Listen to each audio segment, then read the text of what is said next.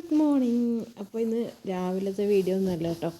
രാവിലെ എന്താണോ വീഡിയോ എടുക്കാനൊന്നും വലിയ മൂടുണ്ടായിരുന്നില്ല.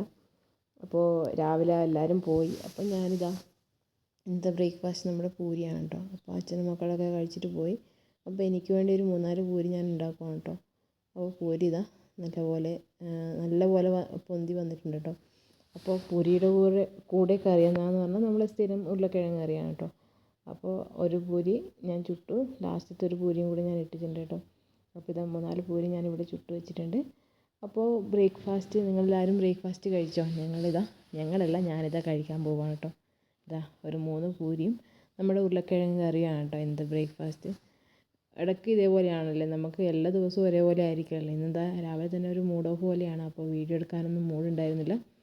അപ്പോൾ അതുകൊണ്ട് തന്നെ രാവിലെ അവർ പോകുന്ന സമയത്തും കുക്കിംഗ് ഒന്നും വീഡിയോ എടുത്തിട്ടുണ്ടായിരുന്നില്ല കേട്ടോ.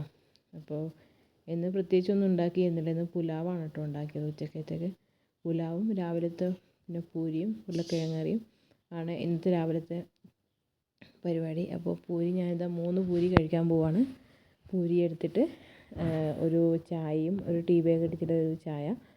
അപ്പോൾ അതുമാണ് ഇന്നത്തെ എൻ്റെ രാവിലത്തെ ബ്രേക്ക്ഫാസ്റ്റ്. അപ്പോൾ നിങ്ങളുടെയൊക്കെ ബ്രേക്ക്ഫാസ്റ്റ് എന്താണെന്ന് കമൻറ്റ് ചെയ്യണം കേട്ടോ. ഈ ഉരുളക്കിഴങ്ങ് കറി എപ്പോഴും ഉരുളക്കിഴങ്ങ് കറിയാണ്, പക്ഷേ ഇന്ന് കുറച്ച് വെറൈറ്റി ഉണ്ട്. ഇന്ന് ഒരു ക്യാരറ്റ് മുറിച്ചിട്ടുണ്ടായിരുന്നു, അതുകൊണ്ട് ഇത്തിരി മധുരമുണ്ട് കേട്ടോ കറിക്ക്. അപ്പോൾ നല്ലൊരു ടേസ്റ്റും ഉണ്ട്. അത് ഞാനിങ്ങനെ കഴിച്ചുകൊണ്ടിരിക്കുന്നുണ്ട്.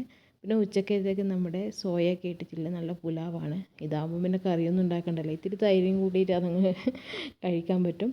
അപ്പോൾ ഉച്ചക്കത്തെ പുലാവൊക്കെ കഴിച്ചു. രാത്രിയാകുമ്പോൾ പിന്നെ ഞാൻ ചപ്പാത്തി ഉണ്ടാക്കുവാണ് കേട്ടോ. അപ്പോൾ ഇന്നത്തെ കറി ദാൽ മഖനിയാണ്.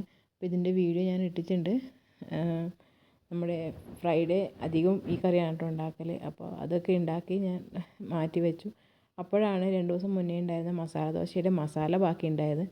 പിന്നെ മസാല ദോശ ഉണ്ടാക്കിയില്ല, പിന്നെ ഇഡ്ഡലിയാണ് കേട്ടോ ഉണ്ടാക്കിയത്. അപ്പോൾ അതെന്ത് ചെയ്യുമെന്നിങ്ങനെ കൺഫ്യൂഷനായിരിക്കുമ്പോഴാണ് ഇന്നൊരു പൊറോട്ട പോലെ ഉണ്ടാക്കാമെന്ന് കരുതി. ആലു പൊറോട്ടയാണെന്ന് വെച്ചാൽ ആലു പൊറോട്ടയല്ല, അതിൽ ക്യാരറ്റല്ല നമ്മുടെ ബീട്രൂട്ട് വരുന്നുണ്ടല്ലോ. അപ്പോൾ ക്യാരറ്റ് ഉരുളക്കിഴങ്ങും വേവുന്ന പോലെ നമ്മുടെ ബീട്രൂട്ട് വെന്ത് കിട്ടില്ലല്ലോ.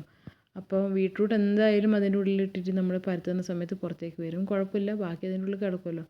അപ്പോൾ ഒരു എക്സ്പെരിമെൻ്റ് എന്നുള്ള നിലയിൽ നമ്മൾ മസാല പൊറോട്ട എന്ന് പറയാം നമുക്കല്ലേ, ഇതേപോലെ ഉണ്ടാക്കുന്നുണ്ട്. ആലു പൊറോട്ടയും കോളിഫ്ലവറിൻ്റെ പൊറോട്ടയും ഞാൻ ഉണ്ടാക്കാറുണ്ട് കേട്ടോ ഇടയ്ക്കൊക്കെ.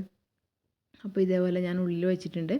എന്നിട്ട് ഒന്ന് ഇതേപോലെ പരത്തി എടുക്കുന്നുണ്ട് കേട്ടോ. അപ്പോൾ പരത്തി എടുത്തിട്ട് പുറത്തേക്ക് വരുന്നുണ്ടോ എങ്ങനെയാണെന്ന് നിങ്ങൾ തന്നെ നോക്കുക. പക്ഷേ ഞങ്ങൾ ഉണ്ടാക്കി ഒരു 4-5 ഞാൻ ഉണ്ടാക്കിയായിരുന്നു, എല്ലാവരും കഴിച്ചായിരുന്നു. അപ്പോൾ പുറത്തേക്ക് വരുന്നതും പരത്തുന്നതും നിങ്ങളൊന്ന് കണ്ടു നോക്കട്ടെ.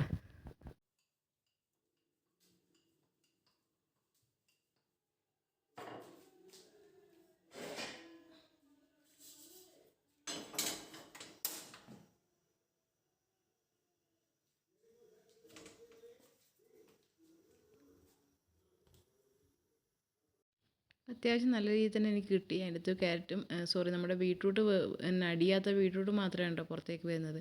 അത് ഞാനെടുത്ത് കഴിച്ചു, പിന്നെ കുഴപ്പമില്ലല്ലോ, ബാക്കിയുള്ള സാധനം അതിൻ്റെ ഉള്ളിൽ സേഫായിട്ട് ഇരിക്കുന്നുണ്ട്.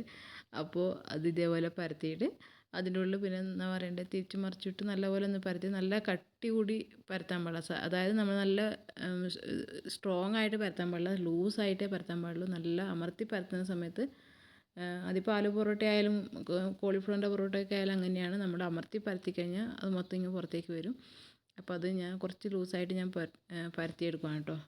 അപ്പോൾ ഒന്നിതാ പരത്തിയിട്ട് അടുപ്പത്ത് വെച്ചിട്ടുണ്ട്, പിന്നെ അടുത്തത് പരത്താൻ പോകുന്നുണ്ട്. അപ്പോൾ ഇത് നല്ല ചൂടോടെ നല്ല ടേസ്റ്റാണ്. നെയ്യൊക്കെ ഇട്ട് നല്ല അടിപൊളിയാക്കി കഴിഞ്ഞാൽ ഒന്നും മുരിച്ചെടുത്ത് കഴിഞ്ഞാൽ നല്ല ടേസ്റ്റാണ് കേട്ടോ. അപ്പോൾ രണ്ടാമത്തെ ഇതുപോലെ പരത്താൻ പോവുകയാണ്. ആദ്യത്തേത് കുഴപ്പമില്ലാണ്ട് കിട്ടി, രണ്ടാമത്തതും കുഴപ്പമില്ലാണ്ട് കിട്ടി, ബാക്കിയുള്ളതും അത്യാവശ്യം കുഴപ്പമില്ലാണ്ട് കിട്ടി കേട്ടോ. പിന്നെ ഞാൻ പറഞ്ഞില്ലേ, അതിൻ്റെയൊക്കെ പുറത്തേക്ക് വരുന്ന സാധനം, അതായത് നമ്മുടെ ബീട്രൂട്ട് ഞാൻ എടുത്ത് മാറ്റി വെച്ചായിരുന്നു കേട്ടോ. അത് ഞാൻ അപ്പം തന്നെ എടുത്ത് കഴിച്ചു, പിന്നെ അതവിടെ വെച്ചില്ല.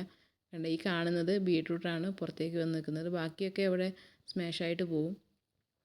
അപ്പോൾ നമ്മുടെ മസാല പൊറോട്ട ഇതാ റെഡി ആയിട്ടുണ്ട്. ഞാൻ തിരിച്ചു മറിച്ചിട്ട് നല്ലപോലെ നെയ്യൊക്കെ ഇട്ടിട്ട് നല്ലപോലെ മുരിച്ചെടുത്തു കേട്ടോ. അപ്പോൾ അതിന് ശേഷം പിന്നെ പാത്രത്തിലേക്ക് മാറ്റി. അപ്പോൾ അതും ഈ ഒരു കറിയും നല്ലൊരു കോമ്പിനേഷനാണ് കേട്ടോ. അപ്പോൾ ഒരു 4-4 അത് ചുട്ടു, ബാക്കി ചപ്പാത്തിയും ചുട്ടു കേട്ടോ. അപ്പോൾ എല്ലാവരും ഇതാ കഴിക്കാൻ പോവാണ്. എടുത്തിട്ട് ഞാൻ ഏട്ടന് കൊണ്ട് കൊടുത്തു. അപ്പോൾ എല്ലാവരും കഴിച്ചു, കിടന്നുറങ്ങി. അപ്പോൾ ഇത്രയേ ഉള്ളൂ കേട്ടോ ഇന്നത്തെ ഒരു കുഞ്ഞു വീഡിയോ ആണ്. അപ്പോൾ വീഡിയോ ഇഷ്ടമായിട്ടുണ്ടെങ്കിൽ എല്ലാവരും ലൈക്ക് ചെയ്യുക. അടുത്ത വീഡിയോയിൽ നമുക്ക് നാളെ കാണാം. Love you, tata, take care, bye, see U.